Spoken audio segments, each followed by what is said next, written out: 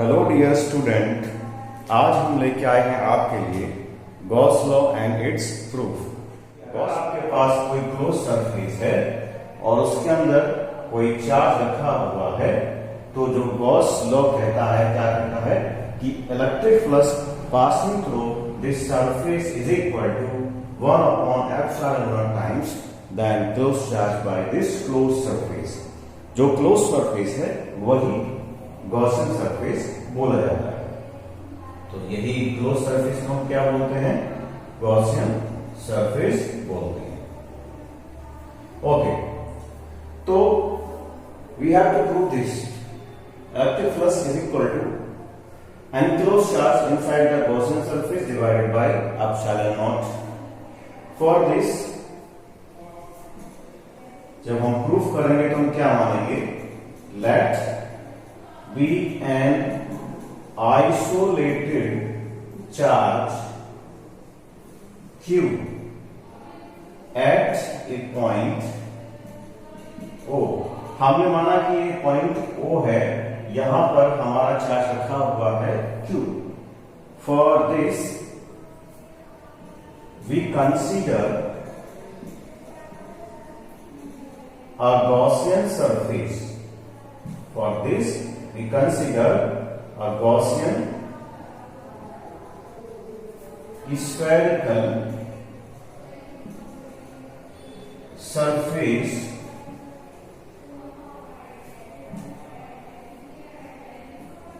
of radius r। हमने माना कि हमारे पास एक आइसोलेटेड चार्ज, आइसोलेटेड का मतलब उसके पास और कोई चार्ज ना हो, ऑरिजिन पर रखा हुआ है जिसको हमने नाम दिया है पॉइंट ओ, और हमने एक गॉसियन स्फेरिकल सरफेस कंसीडर किया है इसके अबाउट, जिसकी रेडियस क्या है? जिसकी रेडियस r है।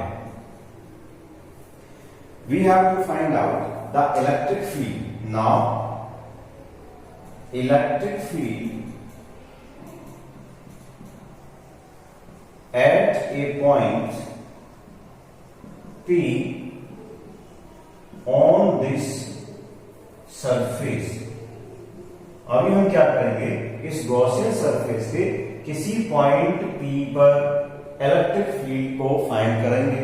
तो हम सभी जानते हैं इलेक्ट्रिक फील्ड कितना हो जाएगा? इलेक्ट्रिक फील्ड हो जाएगा 1 upon 4 pi epsilon not charge upon distance का स्क्वायर। और इसकी डायरेक्शन किधर होगी? रेडियस की ही डायरेक्शन में इसकी डायरेक्शन होगी। किसकी? इलेक्ट्रिक फील्ड की डायरेक्शन किधर होगी? In this direction. This is the direction of the electric field. तो इसकी डायरेक्शन को हम रिप्रेजेंट करेंगे यूनिट वेक्टर r से, क्योंकि रेडियस की ही अलोंग है, इसलिए यूनिट वेक्टर क्या होगी? इसकी direction. Equation number 1। Now we are finding the electric flux passing through a very small element। We are finding the electric flux passing through a very small element of area ds, और इसकी direction किधर होगी? Outward from the surface। Outward from the surface in the direction of the electric field। So electric flux passing through a very small electric flux passing through electric flux passing through a very small area element ds कितना हो जाएगा? Electric flux is equal to scalar product of vector E and vector ds। कितना हो जाएगा? Scalar product of vector E and vector ds। इसको note down करेंगे। Okay, electric field is how much? 1 upon 4 pi epsilon naught Q upon r square and unit cap vector r cap. And scalar product of area element कितना हो जाएगा? It is ds into direction of this area element. इस area की direction को भी represent करेंगे। You can write electric flux is equal to Q upon 4 pi epsilon naught R square into ds and r cap dot n cap, where the r cap dot n cap is equal to 1. इसका reason ये है कि both are unit vector but in the same direction, therefore their product is equal to 1. तो हम इसको लिख सकते हैं electric flux is equal to Q upon 4 pi epsilon naught r square and ds. So this is the electric flux passing through a very small area element ds, but there are so many small areas. तो सभी से अभी हमने निकाला है केवल एक small area से पास होने वाला electric flux, but now we are finding the electric flux through the whole area. तो पूरे होल एरिया से पास होने वाले इलेक्ट्रिक फ्लक्स को निकालने का तरीका क्या हो जाएगा? The electric flux passing through the whole area, पूरे एरिया से पास होने वाला इलेक्ट्रिक फ्लक्स हम कैसे निकालेंगे? phi E is equal to closed curve, closed surface integral of E dot ds. कैसे निकालेंगे? closed surface integral of E dot ds. closed का मतलब दिस सर्कल का मतलब कि जो सरफेस है वो क्लोज सरफेस है. एस का मतलब सरफेस और सर्कल का मतलब क्लोज. तो क्लोज सरफेस का हम क्या करेंगे? इलेक्ट्रिक फ्लक्स निकालेंगे. कैसे निकालेंगे? तो integral, close integral of surface E dot ds. तो Q upon 4 pi epsilon naught r square into ds. We have seen all these are the constant quantity. Charge constant है, r की value constant है, 4 pi epsilon naught constant है. तो जो constant होगा उसका हम बाहर रखेंगे. वैसे भी हम यहाँ कह सकते हैं कि जो इलेक्ट्रिक फील्ड है वो कैसा है? कांस्टेंट है. तो जो इलेक्ट्रिक फील्ड होगा उसको हम क्या करते हैं? बाहर करते हैं. तो इलेक्ट्रिक फील्ड क्या है इसमें? Q upon 4 pi epsilon naught r square closed surface integral of ds. तो जब हम इसको इंटीग्रेट करेंगे तो हमको यहां मिलेगा Q upon 4 pi epsilon naught r square और इसका क्लोज सरफेस इंटीग्रल, क्योंकि स्फेरिकल शेप है तो स्फीयर का सरफेस कितना होता है? Surface area 4 pi r square. इस तरीके से हम देखेंगे कि 4 pi r स्क्वायर 4 pi से कैंसिल आउट हो जाएगा and we will get Q upon epsilon naught. So we are here finding the electric flux is equal to Q upon epsilon naught is equal to closed surface integral E dot ds. All these things we are finding here. Actually this is the proof of the Gauss's law. तो Gauss law को हम इस तरीके से भी लिख सकते हैं कि electric flux is equal to Q upon epsilon naught. और हमने पीछे पढ़ा था जब हम इलेक्ट्रिक फ्लक्स फाइंड करते थे कि electric flux is equal to E dot ds. तो अगर हम सिंगल E डॉट ds करते हैं तो इसका मतलब हो गया कि एक स्मॉल एरिया एलिमेंट की बात करेंगे, और जहां हम इंटीग्रल की बात करते हैं इसका मतलब हम होल सरफेस की बात करेंगे. तो आई होप कि आपको समझ में आ गया. हम आगे नोट करेंगे ये जो हमने प्रूफ किया है ये कब किया है? जब हमारे पास फ्री स्पेस है, because we are using the epsilon naught. But suppose that if a medium of dielectric constant filled in this sphere, तो ऐसे केस में इलेक्ट्रिक फ्लक्स क्या हो जाएगा? नोट करेंगे. Note if a dielectric constant filled in this spherical surface, spherical closed surface, dielectric constant K filled in this spherical surface, then the electric flux कितना हो जाएगा? How much? तो electric flux हो जाएगा Q अपॉन epsilon naught के लिए हम क्या रखेंगे? एप्सिलॉन, क्योंकि एप्सिलॉन क्या है, किसी मीडियम की परमिटिविटी। एक मीडियम जिसका डाइलेक्ट्रिक कांस्टेंट K है उसको हमने इसमें फिल कर दिया, तो इलेक्ट्रिक फ्लक्स कितना हो जाएगा, एनक्लोज्ड चार्ज अपॉन एप्सिलॉन। ये नोट नंबर 1 है, आप नोट करेंगे। Okay, where epsilon is equal to क्या है, K इंटू एप्सिलॉन नॉट। तो इलेक्ट्रिक फ्लक्स कितना मिलेगा, electric flux is equal to Q upon K epsilon naught. And K को आप रिलेटिव परमिटिविटी भी नोट कर सकते हैं, तो इसको इस तरीके से भी लिखा जा सकता है, electric flux is equal to Q upon relative permittivity and the epsilon. These two are correct। तो ये नोट नंबर 1 है, इसे आप नोट करेंगे। Now we are discussing the another notes. तो नोट नंबर 2 में क्या कहा गया है आपसे नोट नंबर 2 आपसे कहा गया है कि एक गॉसियन सरफेस है जिसमें आपके पास में बहुत सारे चार्ज पार्टिकल हैं। इसके लिए आपको इलेक्ट्रिक फ्लक्स निकालना। तो there are so many charge particle, और भी हो सकते हैं। तो इलेक्ट्रिक फ्लक्स कितना हो जाएगा, if many charges inside a Gaussian surface, if many charges inside a Gaussian surface, then electric flux is equal to sum of all charges। क्या करेंगे, sum of all charges, सारे चार्जेस का sum करेंगे, Q1 plus Q2 plus Q3 plus Q4 algebraic सम।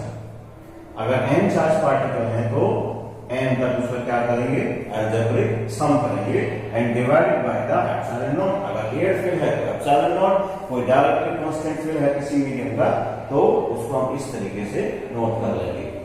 तो क्योंकि net charge है इसलिए हम इसको लिख सकते हैं summation of Q I, where I is equal to 1 to n upon epsilon not, या नेट चार्ज को हम कैपिटल Q से भी यहाँ रिप्रेजेंट कर सकते हैं, where Q is equal to क्या है, Q is equal to net charge है। आई होप कि आप पॉइंट नंबर 2 समझ में आ गया होगा।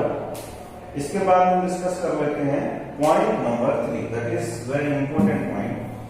एक्चुअली पॉइंट नंबर 3 में हमसे कहा गया है, point number 3, note point number 3, इसमें हमसे कहा गया है कि हम गॉसियन थ्योरम का यूज कहां करेंगे। तो हम गॉसियन थ्योरम का यूज मोस्टली वहां करते हैं जहां सरफेस में सिमेट्री हो। क्या हो, फॉर सिमेट्रिकल सरफेस। तो for symmetrical surface we use the Gauss theorem। For symmetrical surface we use the Gauss theorem। तो ये 3 नोट्स हैं जो आपको बहुत इंपॉर्टेंट है और आपको आने चाहिए। इन पे बेस्ड कई बार क्वेश्चन भी आते हैं। इससे मिला जुला एक क्वेश्चन मैं आपको भी करा देता हूं। जैसे कि माना आपसे कहा जाए कि एक आपके पास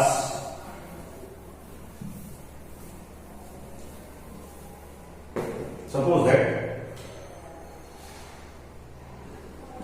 you have a Gaussian surface, you have a closed surface, it is of spherical shape। यहां पर एक चार्ज रखा हुआ है Q। ओके, आपसे पूछा गया है what is the value of this charge if the flux is 5 newton per coulomb metre square. आपसे कहा गया है अगर electric flux passing through this surface is 5 is equal to 5 newton per coulomb metre square, then find the net charge inside the closed surface, inside the closed surface. तो इसके लिए आप क्या करेंगे? We know that very well. Electric flux is equal to enclosed charge inside the Gaussian surface upon epsilon naught. अगर उसके अंदर air fill है, अगर कोई डायरेक्ट्रिक कांस्टेंट की बात की जाए तो हम एप्सिलॉन का यूज करते हैं, अदरवाइज अगर हम मीडियम के बारे में डिस्कशन ना किया जाए क्वेश्चन में तो हम क्या करेंगे? तो सिर्फ एप्सिलॉन नॉट ही नोट करेंगे। तो Q अपॉन एप्सिलॉन नॉट की वैल्यू कितनी हम जानते हैं? 8.85 into 10 raised to power minus 12 और इलेक्ट्रिक फ्लक्स दे रखा है आपको 5, तो Q upon 8.85 into 10 raised to power minus 12, so Q is equal to कितना हो जाएगा? 5 into 8.85 into 10 raised to power minus 12। इस तरीके से हम चार्ज को फाइंड आउट कर सकते हैं, मल्टीप्लाई कर लेंगे।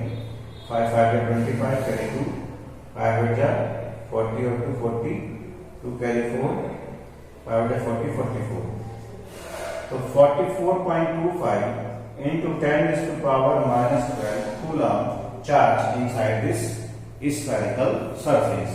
तो इस टाइप के क्वेश्चन हमको बनाने आने चाहिए। अगर हमको इलेक्ट्रिक फ्लक्स गिवन होगा तो हम फाइंड कर सकते हैं कि कितना चार्ज क्लोज सरफेस के अंदर है। ठीक उसी तरीके से हमसे अगर पूछ लिया जाए कि किसी क्लोज सरफेस में 1 कूलम चार्ज है, if 1 coulomb charge in a closed surface, find electric flux निकालना है। तो इलेक्ट्रिक फ्लक्स इक्वल कितना हो जाएगा? Q upon epsilon naught. Q दे दिया आपको 1 कूलम, एप्सिलॉन कितना है? 8.85 into 10 raised to power minus 12। तो यहां आप क्या फाइंड कर सकते हैं? इलेक्ट्रिक फ्लक्स आप आसानी से फाइंड कर सकते हैं। तो ये क्वेश्चन आप अपने आप सॉल्व करेंगे और इसको सॉल्व करेंगे तो मिलेगा आपको ये 1.13 into 10 raised to power 11 Newton per coulomb metre square, ये इलेक्ट्रिक फ्लक्स हो जाएगा। तो इस तरीके से ये क्वेश्चंस बहुत सिंपल क्वेश्चन होते हैं, ये आपको बनाने आने चाहिए।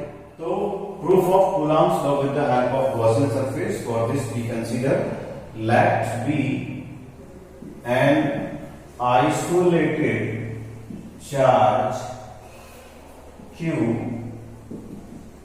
at the center of spherical surface, spherical surface। तो एक स्फेरिकल सरफेस है जिसके सेंटर पे हमने एक चार्ज रखा हुआ है Q। कैसा सरफेस है? स्फेरिकल सरफेस है जिसके सेंटर पे चार्ज है Q। We are finding the electric flux passing through this surface. We are finding the electric flux passing through this surface. This is the direction of electric field, and this is the direction also the normal of this surface.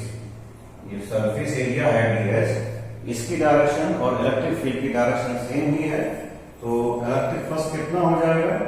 Electric flux is equal to close surface integral of E dot ds, because both are in same direction, so it will E ds cos theta, और theta is equal to क्या है यहाँ पर? Theta is equal to है 0, क्या मिलेगा? eds। Theta क्या है? 0 है, तो cos theta is equal to कितना हो जाएगा? cos 0 is equal to 1। तो what is the electric flux? Electric flux E common लेंगे और ये हो जाएगा ds, इसको लिखा जा सकता है E 4 pi r स्क्वायर। तो इलेक्ट्रिक फ्लक्स कितना आ गया? इलेक्ट्रिक फ्लक्स आ गया हमारा phi is equal to E 4 pi r square. इसको नाम देंगे हम equation number 1, phi E is equal to E 4 pi r square, equation number 1। Okay, let me find, we know that electric flux is equal to net charge by this surface enclose this surface divided by epsilon naught. Equation number 2. Equation number 1 और equation 2 को क्या करेंगे, दोनों को compare करेंगे. On comparing equation number 1 and 2, on comparing equation 1 and 2, equation 1 और 2 को compare करेंगे, देखेंगे क्या मिलेगा हमको. E 4 pi r square is equal to q upon epsilon naught. तो E is equal to मिल जाएगा q upon 4 pi epsilon naught r square. This is the electric field find at point P on the surface. इस point को हम मान लेते हैं P surface पे, जहां पर हमने क्या फाइंड कर लिया है, इलेक्ट्रिक फील्ड फाइंड कर लिया है. Now we are finding the Coulomb law. So for finding the Coulomb formula, let bring a test charge Q naught at point P. So force is equal to कितना हो जाएगा, E into Q naught. We know that, ये हम जानते हैं. We know that, हमने पढ़ा हुआ है. We know, हम जानते हैं कि F इक्वल टू कितना हो जाएगा, E Q नॉट. जब हम किसी चार्ज पार्टिकल को, टेस्ट चार्ज पार्टिकल को P पॉइंट पर लेकर के आएंगे तो क्या होगा, उस पर लगने वाला force F is equal to E into Q naught. तो E की वैल्यू क्या है हमारे पास, Q upon 4 pi epsilon naught R square into Q naught. F is equal to क्या हो गया, Q into Q naught upon 4 pi epsilon naught R square. What is this basically? This is the Coulomb's law. ये क्या है? This is the Coulomb's law. This is Coulomb's law. This has been proved. तो आज आपको समझ में आ गया. तो हमने अब बहुत सारी चीजों को कंपेयर किया है. गॉस लॉ हमने देखा, इलेक्ट्रिक फ्लक्स हमने देखा. गॉस लॉ की हेल्प से हम क्या करते हैं, इलेक्ट्रिक फ्लक्स निकालते हैं. इलेक्ट्रिक फ्लक्स किस लिए निकालेंगे, जहां सिमेट्रिकल सरफेस होगा मोस्टली वहीं पर हम इलेक्ट्रिक फ्लक्स ज्यादातर निकालते हैं. इसकी और भी एप्लीकेशन है जिसको हम नेक्स्ट वीडियो में ऑब्जर्व करेंगे. तो ये आप आना चाहिए.